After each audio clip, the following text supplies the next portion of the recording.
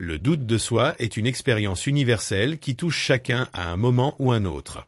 Il peut s'immiscer discrètement ou s'imposer avec force, freinant vos ambitions, paralysant vos actions et sapant votre confiance. Pourtant, ne plus douter de soi n'est pas un rêve inaccessible. C'est un chemin que l'on peut apprendre à tracer, pas à pas, avec patience et méthode. Ce guide vous propose un plan détaillé pour comprendre l'origine de vos doutes, renforcer votre estime de vous et développer des habitudes solides qui vous permettront d'avancer avec assurance. En explorant vos pensées, vos valeurs, vos forces et en apprenant à gérer les obstacles, vous construirez une confiance durable. Préparez-vous à transformer votre relation à vous-même pour enfin croire pleinement en votre potentiel. 1. Comprendre l'origine du doute de soi. Le doute de soi est une expérience universelle, presque incontournable. Pourtant, lorsqu'il devient chronique, il peut devenir un véritable frein, empêchant d'avancer dans la vie, de saisir des opportunités ou de s'épanouir pleinement. Comprendre d'où vient ce doute est une étape essentielle pour commencer à le dépasser. Le doute de soi se manifeste par des pensées telles que « je ne suis pas capable »,« je vais échouer »,« je ne mérite pas ça » ou encore « les autres sont meilleurs que moi ». Ces voix intérieures négatives s'immiscent dans nos décisions, notre manière d'agir et même dans notre perception de nous-mêmes. Mais d'où viennent-elles? Souvent, ces doutes prennent racine dans notre passé. Des expériences douloureuses, des échecs répétés ou des critiques reçues dans l'enfance ou à l'âge adulte peuvent marquer profondément notre esprit. Par exemple, un enfant qui a souvent été rabaissé ou comparé à ses frères et sœurs peut grandir avec une faible estime de soi. Les messages que nous avons intégrés tôt dans la vie façonnent notre dialogue intérieur. C'est pourquoi il est crucial de reconnaître que le doute ne vient pas de vous intrinsèquement, mais de ce que vous avez appris à croire. La société et la comparaison sociale jouent aussi un rôle majeur. À l'ère des réseaux sociaux, où tout semble parfait chez les autres, il est facile de se sentir moins compétent, moins beau, moins performant. Pourtant, cette comparaison est souvent faussée et ne reflète pas la réalité complète. Se comparer constamment à une version idéalisée des autres alimente le doute et la peur de ne pas être à la hauteur. Il est aussi important de distinguer le doute sain du doute paralysant. Le doute sain est utile. Il pousse à vérifier ses idées, à anticiper les obstacles et à s'améliorer. En revanche, le doute paralysant bloque toute prise de décision, provoque l'anxiété et freine l'action. Ce type de doute naît souvent d'une peur excessive de l'échec ou du jugement, et il s'auto-entretient par des ruminations mentales. Le doute affecte plusieurs domaines de la vie. Au travail, il peut empêcher de postuler à un poste, de prendre la parole ou d'oser proposer ses idées. Dans les relations, il peut générer de l'insécurité, de la jalousie ou un comportement trop accommodant. Sur le plan personnel, il réduit la motivation et nuit au bien-être psychologique. Enfin, comprendre que le doute n'est pas une faiblesse, mais une émotion humaine naturelle, peut déjà alléger sa charge. Tous les grands leaders, artistes ou entrepreneurs ont douté, parfois profondément. Ce qui les distingue, c'est leur capacité à reconnaître ce doute, à ne pas le laisser les paralyser et à continuer malgré tout.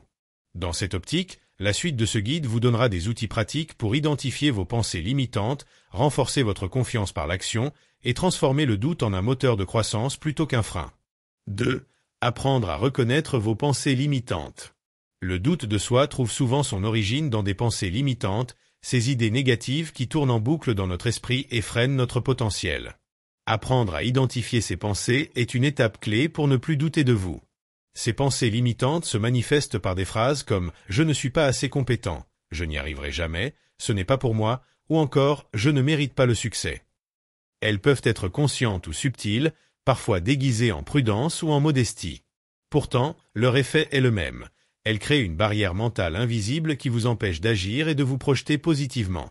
Pour les reconnaître, la première méthode est l'observation attentive de votre dialogue intérieur. Prenez l'habitude, sur plusieurs jours, de noter toutes les pensées négatives que vous avez à propos de vous-même ou de vos capacités. Vous pouvez utiliser un carnet, une application de notes ou simplement une feuille de papier. L'objectif est de rendre visible ce qui est souvent inconscient. Cette démarche, loin d'être culpabilisante, vous aide à prendre du recul. Vous constaterez peut-être que ces pensées sont excessives, irrationnelles ou fondées sur des expériences passées qui ne reflètent plus la réalité actuelle. Par exemple, vous pourriez vous surprendre à penser « je ne suis pas bon en public », alors qu'une expérience récente montre que vous avez réussi à parler devant un groupe sans problème majeur. Une autre approche efficace est la pleine conscience ou mindfulness. Cette pratique vous apprend à observer vos pensées comme des nuages qui passent dans le ciel, sans vous y accrocher. Plutôt que d'être emporté par un flot de critiques internes, vous apprenez à les voir avec détachement, ce qui diminue leur pouvoir. Reconnaître que ces pensées sont des constructions mentales et non des vérités absolues est libérateur. Elles ne définissent pas qui vous êtes, mais représentent seulement une interprétation limitée de vous-même. Cette prise de conscience est le premier pas vers un changement profond. Une fois ces pensées identifiées, il est important de ne pas essayer de les supprimer à tout prix, ce qui crée souvent un effet contraire. Il s'agit plutôt de les accueillir, puis de les remettre en question. Par exemple, si vous pensez « je ne suis pas capable », demandez-vous « ai-je des preuves concrètes qui contredisent cette pensée ? Que dirait un ami bienveillant à ma place ? Ou encore, quel petit pas puis-je faire aujourd'hui pour avancer malgré ce doute ?» Cette démarche de questionnement transforme la pensée limitante en une invitation à l'action. En remplaçant progressivement ces jugements négatifs par des affirmations positives et réalistes, vous construisez un nouveau dialogue intérieur. Par exemple, je suis capable d'apprendre, chaque erreur est une occasion de grandir, je mérite de réussir.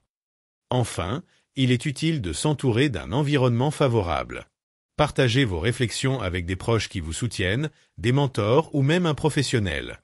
Ils peuvent vous aider à mettre en lumière des forces que vous ne voyez pas et à nuancer vos pensées critiques. En résumé, apprendre à reconnaître et à questionner vos pensées limitantes est un outil puissant pour ne plus douter de vous. Cette étape demande de la patience et de la bienveillance envers vous-même, mais elle ouvre la porte à une confiance solide, bâtie sur une meilleure connaissance de vous et de votre potentiel réel.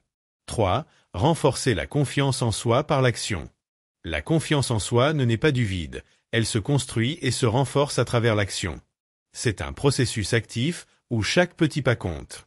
Pour ne plus douter de vous, il est essentiel de sortir de l'immobilisme que crée le doute et de vous lancer, même lorsque la peur ou l'incertitude sont présentes. Le doute pousse souvent à attendre des conditions parfaites, à réfléchir sans agir ou à procrastiner. Pourtant, le meilleur moyen de le dépasser est d'agir, même imparfaitement.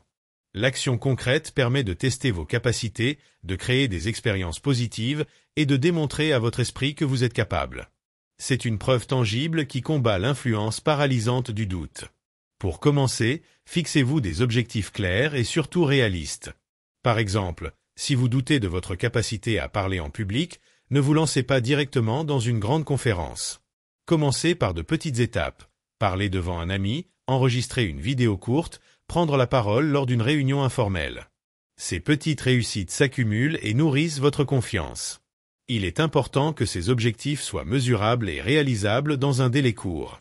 Cela évite la frustration et vous permet de célébrer régulièrement vos progrès. La célébration, même modeste, joue un rôle crucial. Elle active le sentiment de réussite et motive à continuer. Passer à l'action ne signifie pas ignorer vos émotions. Au contraire, il s'agit d'apprendre à avancer avec vos doutes sans les laisser vous paralyser.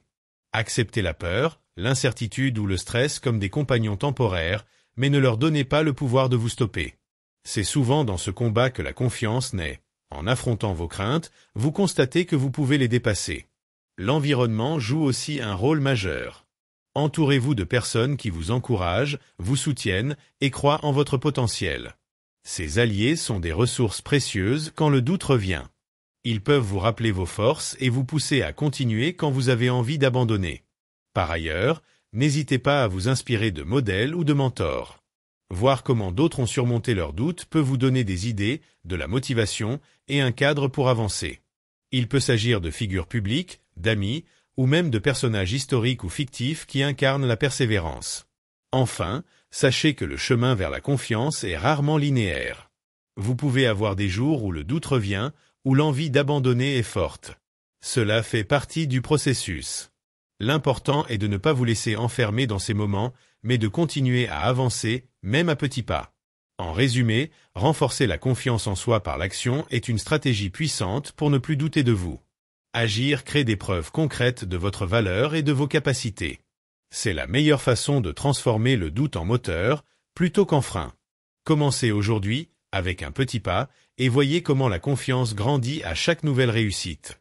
4. Se reconnecter à ses valeurs et à ses forces. Pour ne plus douter de vous, il est fondamental de vous reconnecter à vos valeurs profondes et à vos forces. Ces éléments constituent la base solide sur laquelle vous pouvez vous appuyer pour avancer avec assurance. Trop souvent, le doute naît d'une déconnexion avec ce qui fait vraiment sens pour vous ou d'une sous-estimation de vos capacités. Les valeurs sont les principes qui guident votre vie, ce en quoi vous croyez profondément. Elles donnent du sens à vos actions et à vos choix. Par exemple, la justice, la liberté, la créativité, la famille ou l'engagement sont autant de valeurs qui orientent vos priorités.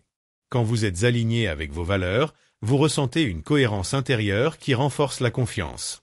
Pour identifier vos valeurs, prenez un moment pour réfléchir à ce qui est essentiel dans votre vie. Posez-vous des questions comme « Qu'est-ce qui me fait me lever le matin ? Qu'est-ce qui me rend fier ? Quelle cause défendrai-je ? Quelles limites ne franchirai-je jamais ?» Vous pouvez aussi vous baser sur vos expériences passées. Dans quelle situation vous êtes-vous senti pleinement vous-même ou au contraire, en conflit avec vous-même ? Une fois ces valeurs clarifiées, vérifiez si vos objectifs et vos actions actuelles sont en accord avec elles. Parfois, le doute vient d'un écart entre ce que vous faites et ce qui est important pour vous. Par exemple, travailler dans un domaine qui ne vous inspire pas peut nourrir un sentiment d'insécurité ou de mal-être. Revenir à vos valeurs vous permet de recentrer votre énergie sur ce qui a vraiment du sens. En parallèle, il est tout aussi important de reconnaître et valoriser vos forces. Chacun a des qualités, des talents et des compétences uniques, même s'ils ne sont pas toujours évidents à voir soi-même. Vos forces peuvent être liées à votre intelligence, votre empathie, votre créativité, votre capacité à résoudre des problèmes, votre persévérance ou encore votre sens de l'organisation. Pour faire cet inventaire, pensez au moment où vous avez réussi, où vous avez aidé quelqu'un, où vous avez surmonté une difficulté.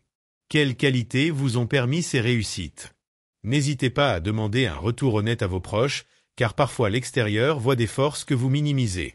Se reconnecter à ces forces, c'est aussi apprendre à s'appuyer dessus plutôt que de vouloir constamment compenser ses faiblesses. Cela ne veut pas dire ignorer ce qui peut être amélioré, mais privilégier un travail basé sur ce que vous faites naturellement bien. Cette approche booste la confiance en soi et favorise la réussite. Enfin, l'alignement entre valeurs et forces crée une dynamique puissante. Agir en cohérence avec vos valeurs, en utilisant vos forces, génère un sentiment d'efficacité et d'authenticité. Vous vous sentez légitime et capable, ce qui réduit considérablement le doute. En résumé, se reconnecter à ses valeurs et à ses forces est une étape majeure pour ne plus douter de vous. Cela vous ancre dans une réalité positive et durable qui nourrit votre estime de soi et votre motivation. Prenez le temps de cette introspection. C'est un cadeau que vous vous faites et la base d'une confiance solide. 5. Cultivez la bienveillance envers soi-même. Un obstacle majeur au dépassement du doute est souvent notre propre critique intérieure. Nous sommes parfois nos pires juges, alimentant nos doutes par des paroles sévères et un perfectionnisme démesuré. Pour ne plus douter de vous, il est essentiel de cultiver la bienveillance envers vous-même. La bienveillance envers soi-même, c'est avant tout reconnaître que vous êtes humain, avec vos forces, vos limites et vos erreurs. Cela signifie vous parler comme vous parleriez à un ami cher, avec compréhension, patience et encouragement. Cette attitude change radicalement votre rapport à vous-même et crée un espace où la confiance peut grandir. Un premier pas concret consiste à repérer les critiques intérieures. Lorsque vous vous surprenez à vous dire « je suis nul, je n'y arriverai jamais » ou « je ne mérite pas », arrêtez-vous. Notez ces pensées et demandez-vous si elles sont justes ou exagérées. Souvent, elles sont biaisées par la peur ou la pression sociale.